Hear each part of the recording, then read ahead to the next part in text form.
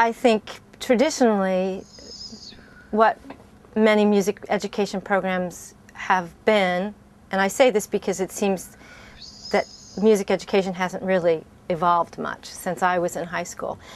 And I think what happens is that you tend to teach the way you were taught. And people who are music educators came through, a K-12 system, and early on were in all the bands, all the choirs, so they've been involved with a very particular model of teaching. So when they think about teaching, they think about emulating their high school music teacher or high school band teacher or elementary music teacher. And that's not necessarily the best role model.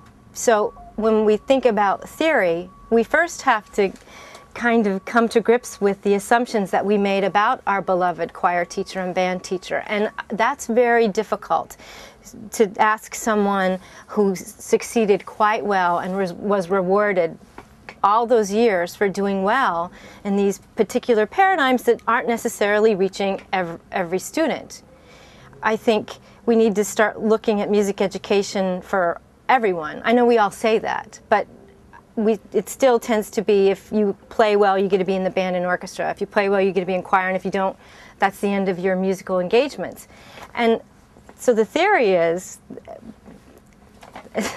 for me, well, we look at educational theories, but trying to, the challenge is blending theory and practice and asking them not to just rely on practice, but to consider that there are philosophical paradigms, and there are educational theories, and there are mindful ways of looking at pedagogy, and there are less than mindful ways of just saying, okay, trumpet players, not so loud. You're a trumpet player?